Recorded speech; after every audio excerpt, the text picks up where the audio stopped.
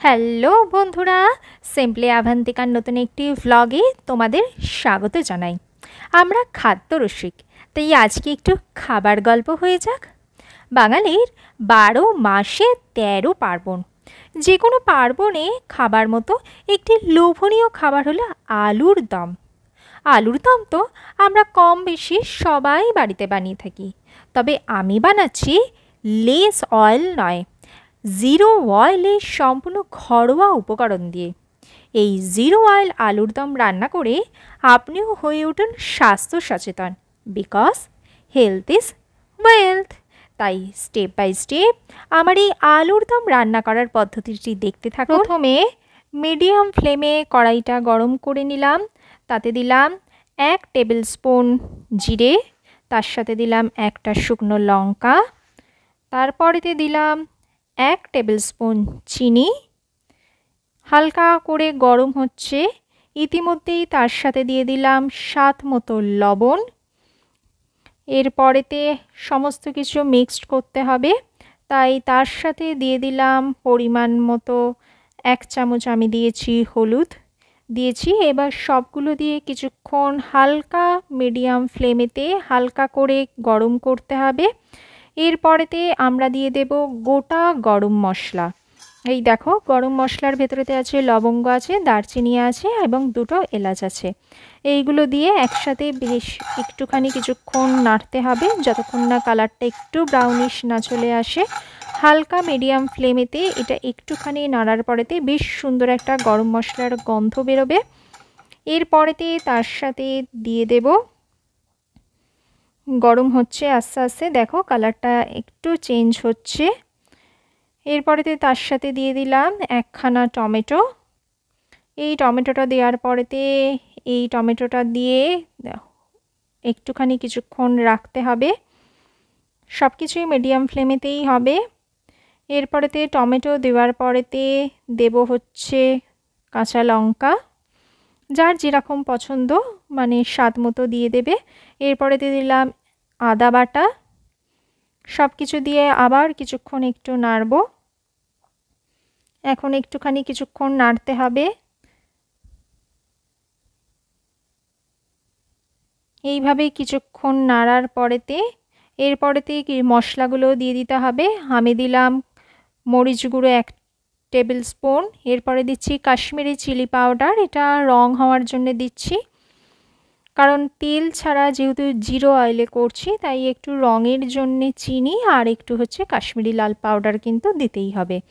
এবার কেউ না চাইলে সেটা স্কিপ করে যেতে পারো, তবে আমি একটু লাল রঙটা চাইছি বলে কাশ্মীরি চিলি পাউডারটা দিলাম। এর সাথে দিলাম মটরশুঁটি, আগে থেকে ছাড়িয়ে নিয়েছিলাম এবং এটা এখন দিয়ে দিলাম যাতে সিদ্ধটা ভালো হয়। এরপরেতে আলুগুলো আগে থেকেই সিদ্ধ করে রাখা ছিল, আলুগুলো এরপরেতে দিয়ে দিচ্ছি।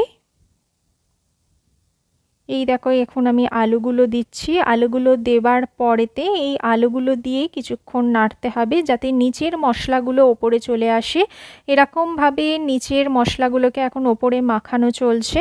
এইটা করতে কিন্তু একটু টাইম লাগছে, কারণ নিচেতেই পুরো মশলাটা আছে এবং সেটা আলুর গায়েতে দিয়ে দিচ্ছি যাতে মশলাগুলো আলুর ভেতরেতে পুরোটা ঢুকে যায়। এরপরেতে দিয়ে দিলাম টমেটো সস, দিয়ে দিলাম টমেটো সস দিয়ে এরপরেতে ঢাকা দিয়ে রেখে দেব কিছুক্ষণ। এইভাবেতে কিছুক্ষণ এরকম ঢাকা দিয়ে দিয়ে রাখতে হবে এবং বারবার খুলে খুলে দেখে বারবার করে নাড়তে হবে এবং সমস্তটাই কিন্তু একদম মিডিয়াম ফ্লেমে হবে। জোর করা কিন্তু যাবে না, জোর করলেই কিন্তু তলাতে মশলাগুলো পুড়ে যাবে এবং সমস্ত মশলাগুলো যাতে নিচে না চলে যায় তাই বারবার কিন্তু খুলে খুলে দেখে দেখে নাড়তে হবে। এই এখন আমি নাড়ছি কিছুক্ষণ ধরে, এরমভাবে নাড়ার পরেতে কালারটাই আস্তে আস্তে চেঞ্জ হতে থাকবে এবং আলুগুলোর মধ্যে মশলাটা আরও বেশি করে ঢুকে যেতে থাকবে। এরপরেতে আমি হালকা করে একটু জল ঢেলে দিলাম এই গ্রেভিটা তৈরি করার জন্যে। এখানেতে যার যেরকম পরিমাণ সে সেরকম মতো জল ঢালবে, তবে আমি একদম হালকা গ্রেভি রাখছি যাতে আমি লুচি বা পরোটার সাথে খেতে পারি। এই আলুর দমটা একদম জিরো অয়েলে হচ্ছে, তোমরা দেখতেই পাচ্ছ।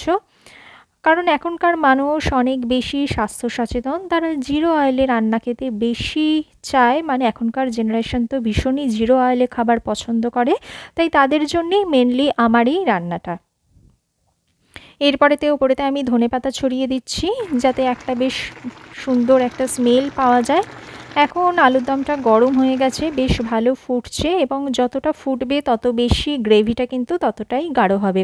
এখানে জলটা যদি শুকিয়ে যায় তাহলে তোমরা আরও একটুখানি জল দিতে পারো, যে যেরকম গ্রেভি রাখবে সেই পরিমাণেই জল দিতে পারো। তবে আমি হালকা একদম গ্রেভি রাখতে চাইছি, তাই আমি বেশি একটা জল দিলাম না। একদম আমার শেষ দিকে চলে এসেছে রান্নাটা, একদম প্রায় হয়ে গেছে। এবার কিছুক্ষণ ঢাকা দিয়ে রাখবো। দেখো একদম হালকাই গ্রেভি রয়েছে, আর কালারটাও ভীষণ সুন্দর হয়ে গেছে, আর বেশ ঘন একটা গ্রেভি তৈরি হয়েছে। একদম ঘরোয়া উপকরণ দিয়ে, ঘরোয়া উপায়, অয়েল ফ্রি আলুর দম রান্না করলাম। তোমরাও এই রান্নাটা বাড়িতে করে দেখতে পারো, কেমন হয়েছে আমাকে কিন্তু অবশ্যই কমেন্ট করে জানিও। এই রকম আলুর দম তোমরা লুচি, রুটি, পরোটা কিংবা পোলাওয়ের সাথে করে খেতে পারো, বা যে কোনো পূজা পার্বণের দিনে কিন্তু এই আলুর দমটা তোমরা অবশ্যই ট্রাই করে দেখতে পারো। ভিডিওটা কেমন লাগলো জানিও। ভিডিওটা ভালো লাগলে লাইক করো, আমার চ্যানেলের নতুন বন্ধু হলে চ্যানেলটিকে সাবস্ক্রাইব করো। দেখা হচ্ছে পরবর্তী ভিডিওতে। ভালো থেকো, সুস্থ থেকো।